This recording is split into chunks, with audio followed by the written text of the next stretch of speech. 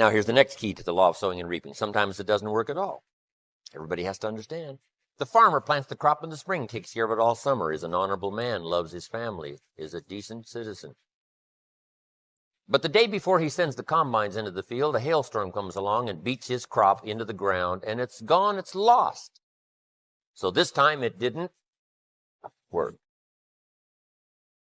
So now what must the farmer do? He's got to decide whether to do it again or not. Shall we take another chance in the next spring? We would advise him to do so, even though he lost everything in the last harvest. And it didn't work. You didn't reap what you sowed. But here's the law of averages. Here's the odds. More often than not, you reap what you sow. More often than not, you'll have a harvest if you plant in the spring. There's no guarantee, but more often than not. And guess what more often than not is? Pretty good odds. It's better than Las Vegas. The law of sowing and reaping. Next, one of the most important laws to learn is the law of averages. If you do something often enough, you'll get a ratio of results. Once you understand that, the world is yours. Learning to employ people in the unique thing called the law of averages is stunning in its result in terms of fortune. Let's say you're in sales and you talk to 10 people just getting started. If you talk to 10, you get 1. We now have what we call the beginning of a ratio. Talk to 10, 9 say no, 1 says yes. I'll buy your product. I'll take your service. Somebody says, well, 1 out of 10 isn't that good. Well, you're just getting started. Because here's what happens with the law of averages. Once it starts, it tends to continue. If you talk to 10 and get 1, chance is excellent. If you talk to 10 more, you'll get another one. In baseball, we call it batting average. Swing 10 times, get a hit. Swing 10 times, get a hit. Nobody bats 9 out of 10. So you don't have to be perfect here. All you have to do is understand the law of averages. Now, even if you're only getting 1 out of 10, you can now start to compete. If you've been here a long time, you can get 9 out of 10. I just joined. I can only get 1 out of 10. I'm telling you, if we have a contest, I will beat you. Say, well, you just started. How could you beat me? It's very simple. If we have a 30-day run on a contest or a 60-day run, while you talk to 10 and get 9, I will talk to 100 and get 10. I win. Isn't that clever? Here's what I do if I'm new. I make up in numbers what I lack in skill. I make up in numbers what I first lack in skill. Now, when my skills increase, I don't have to do 100 to get 10. Once you understand the law of averages, I'm telling you, it's so exciting to work with the law of averages. The law of averages works in our little money plan here. Chances are excellent if you have this little plan. I'm telling you, chances are excellent. It'll work, it'll work, it'll work. The ratios will work for you. Here's what else is exciting. The law of averages can be increased. At first, you only get 1 out of 10, but the better you get, the more skills you develop. Now you get 2 out of 10, and then 3 out of 10.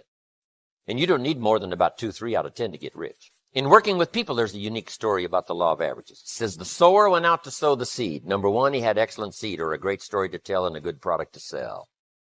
And it says the sower was ambitious, got up early in the morning and went out to do the deal.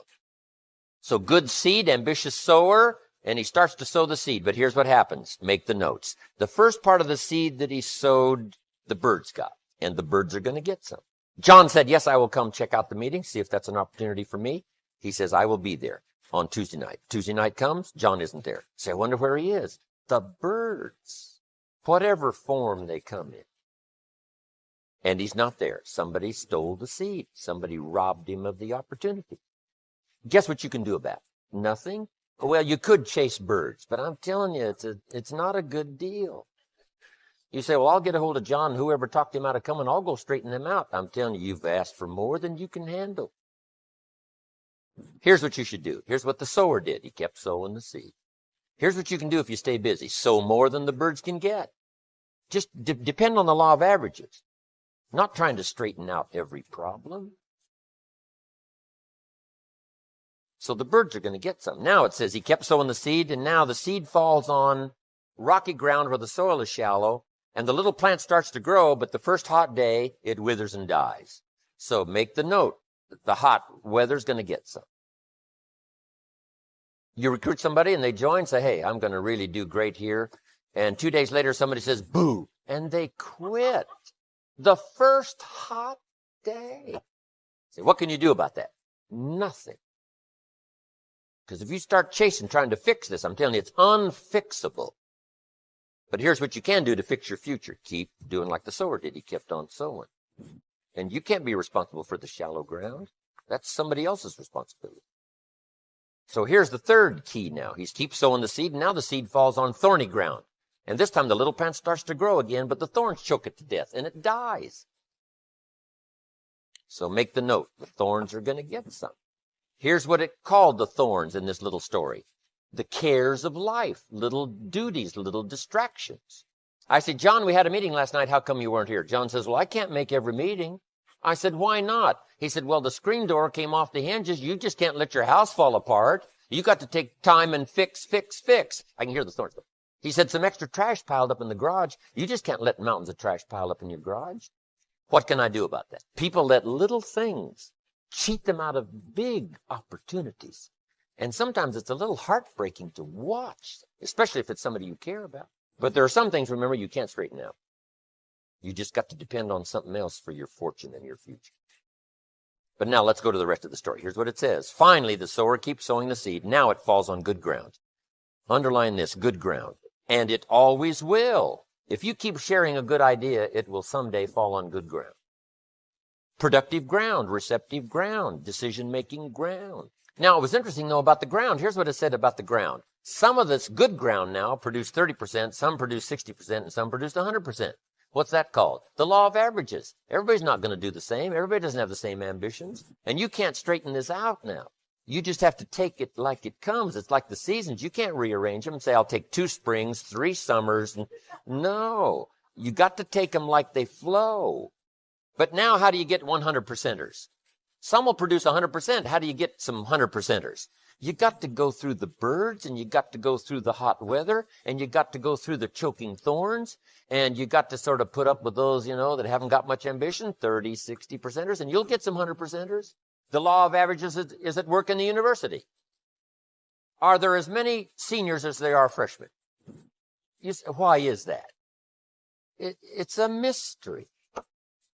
The inevitable erosion of life says there's always going to be more freshmen than seniors. Not every race that started does everybody finish. The answer is no. Some people don't want to finish. Some people plant in the spring and leave in the summer. And you can't straighten that out. Here's what you can do. Keep telling the story, keep sharing a good idea, and I'm telling you, it will work for you. So here's what we say. If you want a lot of graduating seniors, you must keep loading the freshman class. The law of averages. It's one of the greatest studies to make. It'll serve you well in your business career, your sales career, any kind of career. One more on the law of averages. There's an old rule, and it's been around a long time, that says 20% of the people do 80% of the business and 80% do 20%. And this is something you don't try to change or rearrange. It's part of the deal. Somebody says, well, I'll just fire the 80%.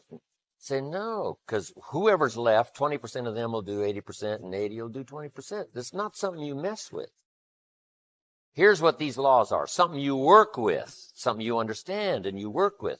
20 are going to do 80, and it works everywhere. Ask the minister of the church, who puts up the money here to support the church? He says 20% of the people pick up 80% of the tab, and 80% pick up 20%. Americans paying taxes, what's the deal? 20% pay 80% of the taxes, and 80% pay 20% of the taxes to run the federal government. This is not something you mess with. This is something you work with till you understand it. Well, how do you work with the 80-20? Here's what you got to do. Part of it's time management. You can only give 20% of your time to the 80% because they're only producing 20%. Now you can give 80% of your time to the 20%. Now remember, the pull is in the opposite direction. Guess who wants 80% of your time? The wrong group. The wrong group. Now this is not a moral question. The wrong group in terms of productivity and effectiveness in your business, your future. So what's the answer to that? Here's part of the answer. You can work individually with the 20%, but you can only work by group with the 80%. However, guess who usually wants your individual time? The 80%, and you cannot do that. That's the law of averages. Yeah, I'm Rosary Mike. Promotional copy. Caché Royal, total. Turinde ko ng style, ang tuamiting dini. Bono mis